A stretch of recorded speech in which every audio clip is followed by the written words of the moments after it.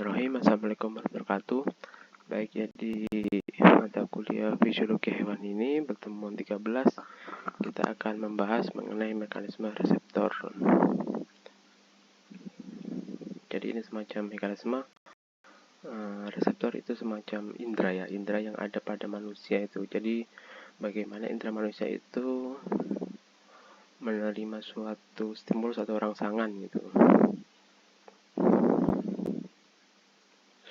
Pokok bahasanya ini reseptor itu ada fotoreseptor, kemoreseptor, dan elektroreseptor.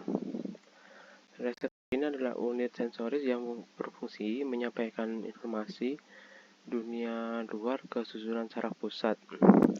Struktur ini mengubah rangsangan baik itu panas, tekanan, cahaya, suara, dan lain-lain menjadi sinyal yang mencetuskan potensial aksi pada saraf sensoris.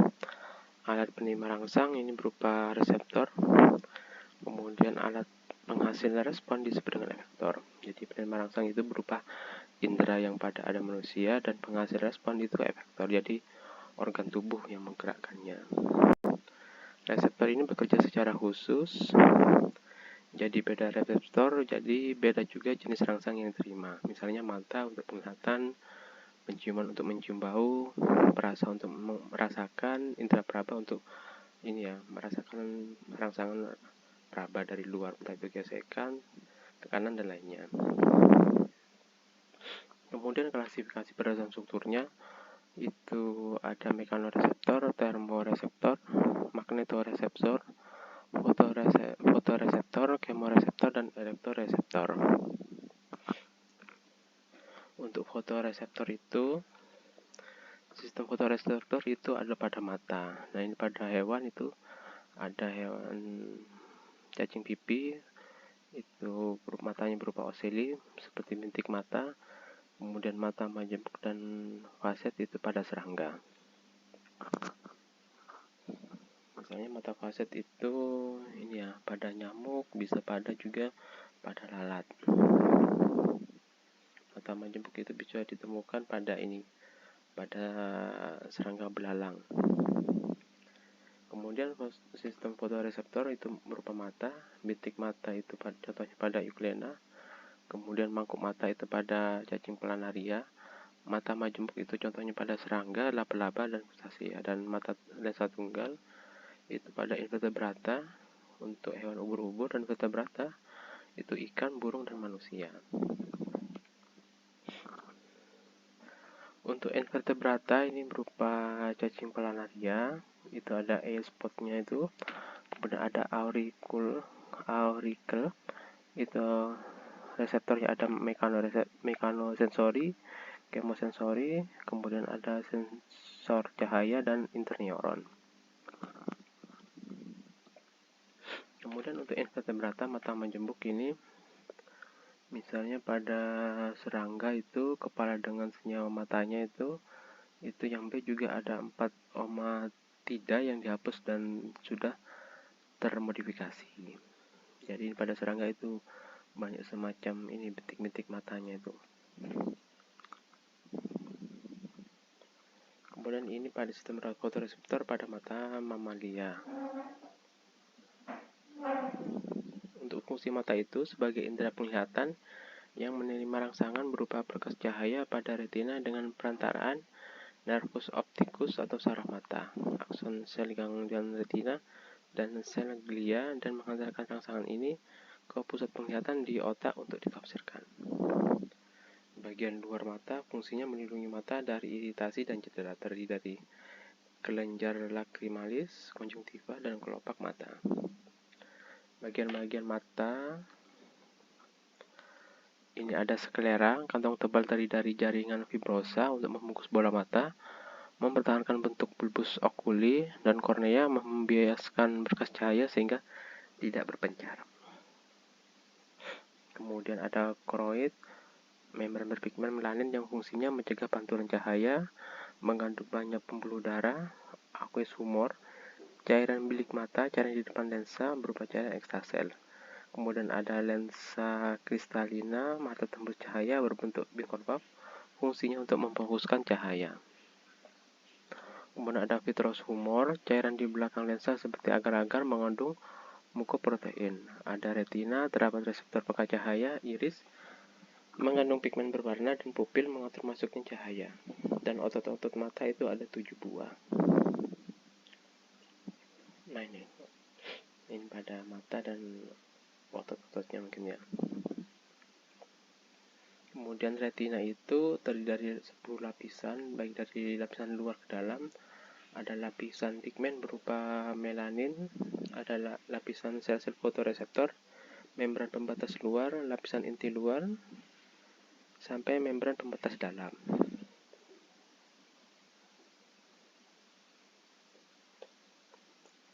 Kemudian sel di retina itu ada sel reseptor, fotoreseptor, ada sel batang untuk menangkap bayangan hitam putih, banyaknya di periferi retina. Kemudian ada sel kerucut, bayangan berwarna, banyaknya di fovea centralis. Ada sel horizontal, terletak secara lateral, menghubungkan sel kerucut dan sel batang ke satu sama lain dan ke sel bipolar. Mau sekarang ada. Kemudian sel bipolar ini meneruskan sinyal dari fotoreseptor ke sel ganglion. Nah, ini sel batang dan kerucut. Untuk bentuk batang itu tipis 50-3 mikromolar, bentuk kerucut itu panjang. Jadi ini fungsi dari sel batang dan sel kerucut pada sel mata itu fungsinya ini. Ada yang menangkap bayangan hitam putih, berarti itu pada sel batang. Ini gunanya untuk penglihatan di malam hari. Kemudian sel kerucut ini bayangan berwarna itu pada siang hari. Jadi pada mamalia itu ini seimbang gitu untuk penglihatannya, tidak terlalu tajam juga. Sedangkan pada hewan-hewan tertentu misalnya burung, dia itu memiliki sel batang dan sel kerucut itu lebih banyak, jadi dia itu bisa melihat dengan jelas baik itu siang hari ataupun ada yang di malam hari. Kemudian di retina itu ada kecuali fovea, yang sel kerucut itu di retina pada fovea. Kemudian sel batang itu ada sekitar 120 juta matanya, dan sel kerucut itu sekitar 6 juta. Sel batang itu ada pigmen rhodopsin, sel kerucut ada pigmen iodopsin. Kemudian ini untuk penangkapan bayangan RGB. RGB itu artinya cahaya yang banyak, itu banyak warna. Kemudian sel batang itu pekat cahaya intensitas rendah, sel kerucut pekat cahaya intensitas tinggi dan warna. Kemudian sel batang lebih banyak bekerja pada malam hari dan sel kerucut digunakan pada siang hari. Kemudian sel fotoreseptor ini adalah organisasi pada retina.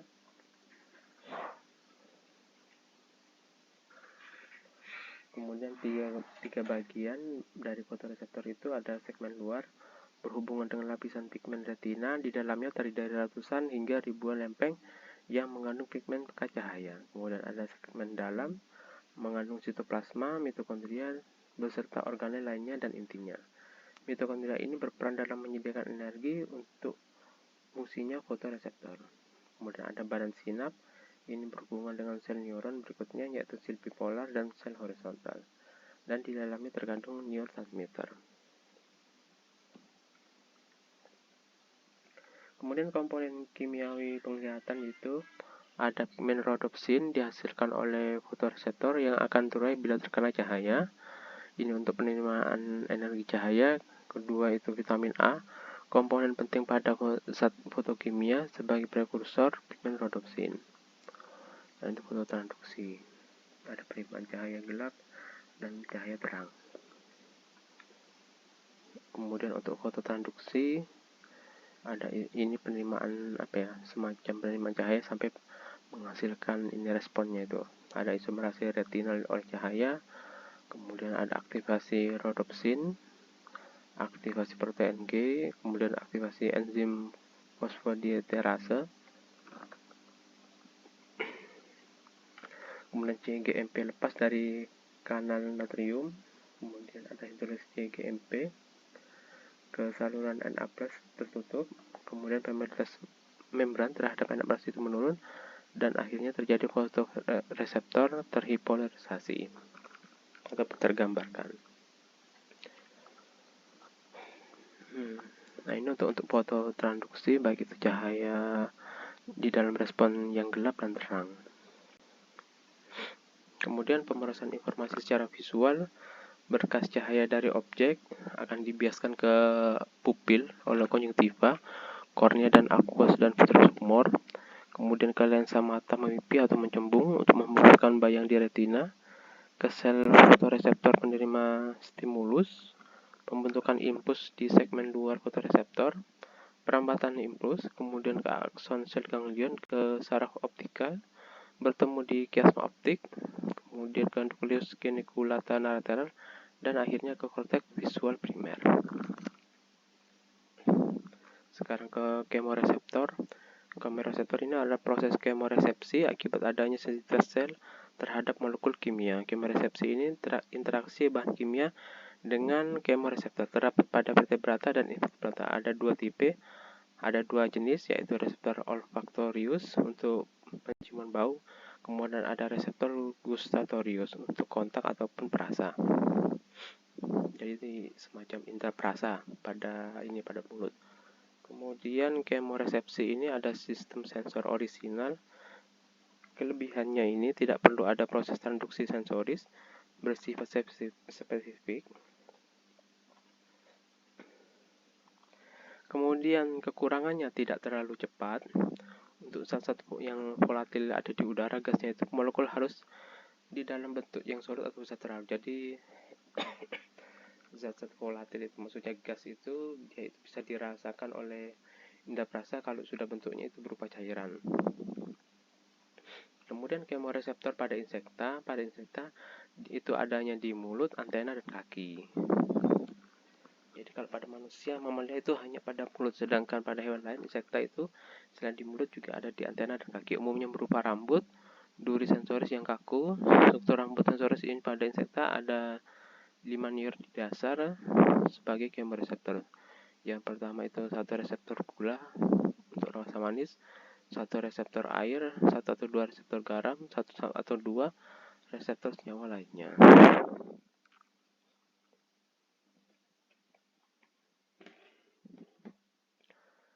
Kemudian kemoreseptor insekta itu juga mempunyai fungsi memantau kadar oksigen dan karbon dioksida dalam cairan tubuh serta untuk menerima rangsangan feromon. Feromon ini zat kimia mudah menguap dilepaskan hewan tertentu ke udara dan dapat digunakan untuk sinyal bagi hewan lainnya. Jadi itu kenapa ya? Mungkin dari semut dia itu melepaskan gas feromon ya, ataupun semacam zat kimia dan dia itu bisa ditangkap oleh tubuh serangga lainnya untuk memberitahu bahwa keberadaan serangga itu ada di lokasi tertentu, entah itu dia menemukan makanan ataupun membutuhkan bantuan. Kemudian mekanisme kemoreseptor itu ada molekul kimia masuk, diikat oleh kemoreseptor spesifik, terjadi interaksi dan dibawa oleh akson kemoreseptor ke kuncup olfaktorius di otak. Kemudian lanjutannya, potensial aksi ini akan mendepolarisasikan membran terminal akson CA2+ itu masuk, terjadi aksiotosis vesikel sinap, ke pelepasan neurotransmitter yang mengandung ACH, reseptor pada membran pasca sinap, peningkatan permeabilitas membran kanal napas terbuka, terjadi depolarisasi, arus sinaptik mengalir ke dalam sel, akhirnya membangkitkan potensial aksi. Kemudian elektroreseptor itu reseptor yang dapat mendeteksi aliran atau medan listrik di sekitarnya. Terdapat pada hewan akuatik seperti hiu, pari, lele. Mamalia ini punya elektroreseptor, contohnya pada hewan platypus. Berhubungan dengan gurat sisi pada ikan, elektroreseptor ini medan listrik dari aktivitas otot yang di dalamnya terdapat organ listrik, digunakan untuk pertahanan diri. Kemudian batas minimumnya itu sekitar 0,1 mikrokol per cm pada beberapa spesies ikan. Elektroreseptor ini cukup sensitif terhadap rangsangan mekanik, cahaya, kimia, dan suhu. Beberapa perilaku spesifik elektroresepsi termasuk deteksi mangsa, dan penghindaran terhadap predator. Pada beberapa ikan dengan organ elektroreseptor itu digunakan sebagai sensor lokasi objek aktif dan komunikasi sosial. Kemudian pada beberapa jenis ikan akan membangkit arus listrik dan menggunakan reseptor ini untuk menemukan letak benda, misalnya bangsa, ataupun yang mengganggu arus tersebut. Kemudian platypus, jenis mamalia monotrema ini, memiliki elektroreseptor di paruhnya untuk mendeteksi medan listrik yang dihasilkan otot-otot krustasea, katak, ikan kecil, dan mangsa yang lainnya. Nah, ini elektroreseptor hiu. Nah, ini pada platypus. Untuk mengetahui keberadaan dari persinyalan listrik di sekitarnya untuk menemukan ini ya, makanannya. Kemudian otot dan cairan tubuh ikan ini adalah media yang dapat dialiri arus listrik sehingga ikan bersifat konduktor listrik. Kemudian lateral line dalam merespon arus listrik dari lingkungan ke dalam tubuh itu dibantu oleh organ neuromas dan sel rambut menuju ke otak kemudian disampaikan ke seluruh bagian tubuh. Jika daya hantar ikan lebih kecil ataupun sama dengan air, maka biota air ini sulit merespon medan listrik. Sebaliknya, ikan lebih besar itu daripada air, maka ikan ini akan lebih mudah merespon medan listrik. Nah, ini jenis elektroreseptor pada ini ya, pada hewan. Kemudian mekanisme elektroreseptor ada impuls, ada kemudian masuk ke lateral line, ke neuromas, ke syaraf, sel rambut, otak, dan akhirnya ke tubuh. Baik, ya itu yang bisa saya sampaikan dari pertemuan 13 ini mengenai mekanisme reseptor. Terima kasih. Assalamualaikum warahmatullahi wabarakatuh.